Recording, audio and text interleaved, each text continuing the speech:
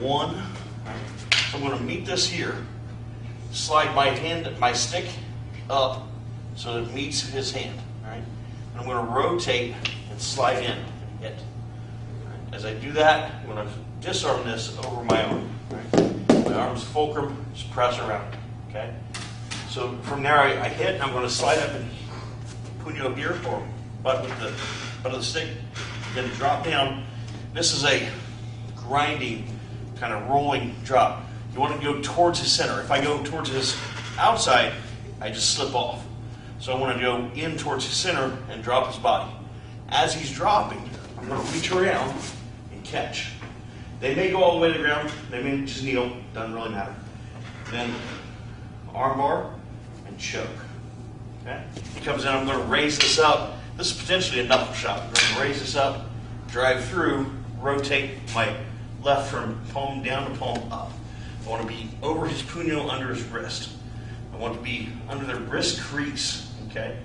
So the disarm here is called, we call it a leverage disarm. Relies on his puño, the butt of his stick as a fulcrum against this. So I'm going to lift with my left hand, press straight down with my right. Okay. If I let his wrist roll, then I have to change my line. I have to go back towards him. Right? It has to come out through that space in the hand. Right.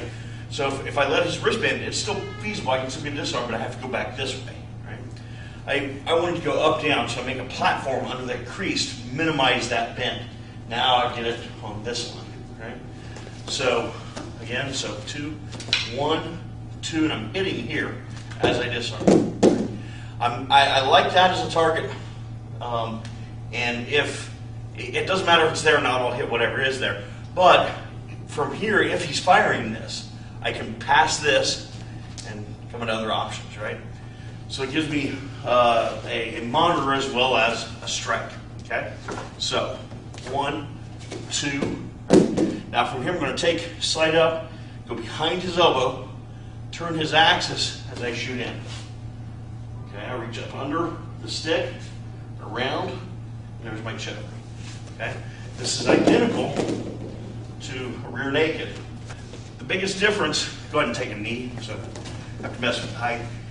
In a rear naked, you want to decrease your forearm on his trachea, right? And this gives you the rear naked.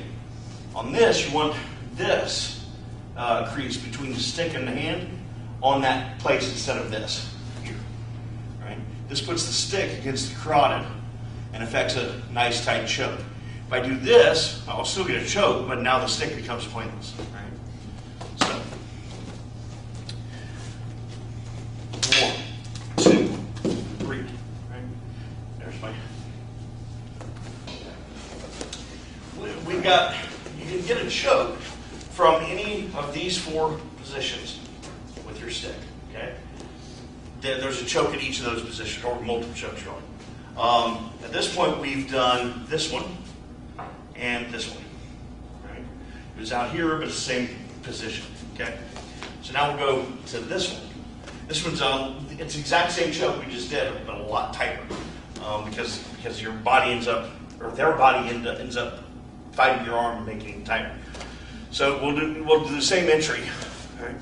1, 2 here, but now I'm going to take my stick here and pull him down. Now I like efficiency, so if I'm under my stick, I'm going to go under it and around. If I'm over my stick, I'm going to go over and around. Usually it depends on height. However, if I want to go over, or maybe I just want to be meaner to Lonnie, right?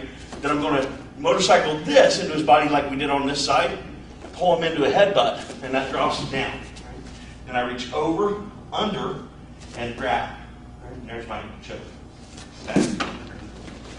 So, 1, 2, 3, 4.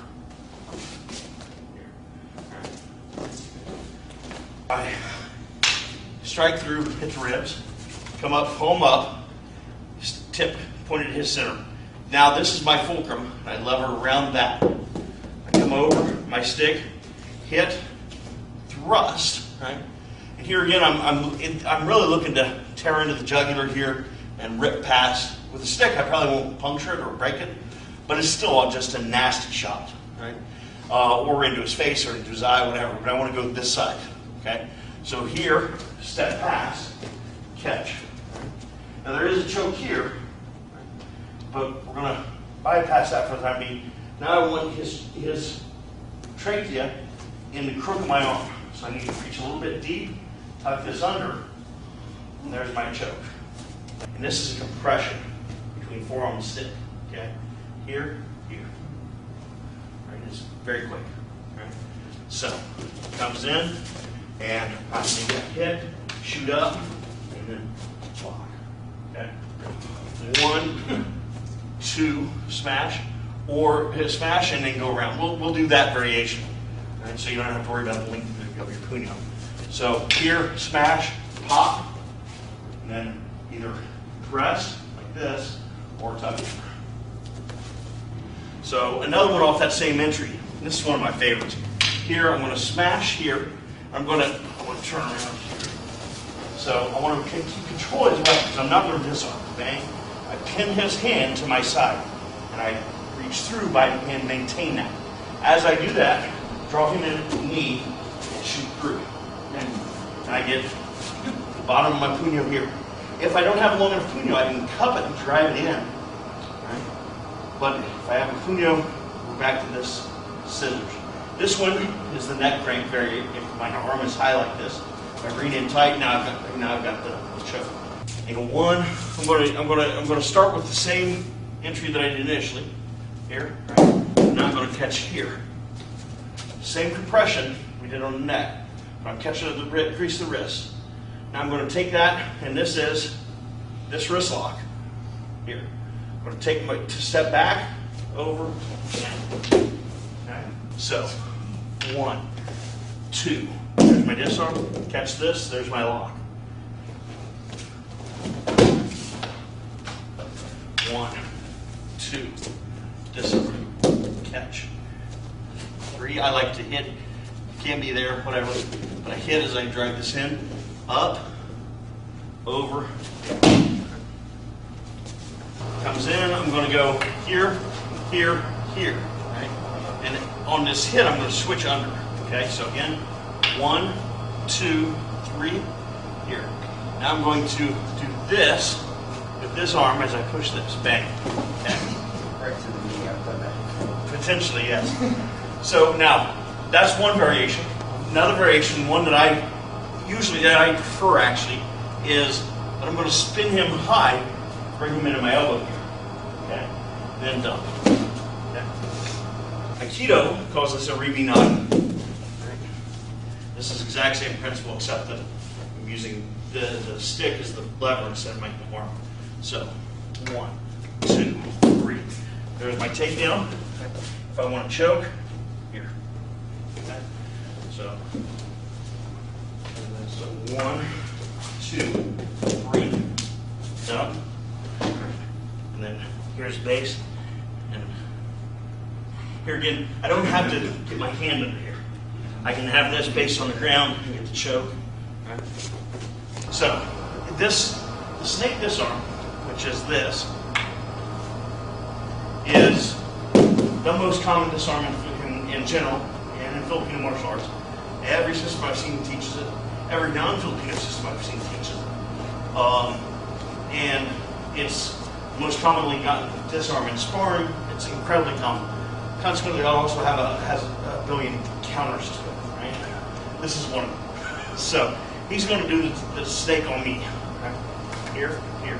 At this point, I reach under, I open up and break the eyes, and now, okay.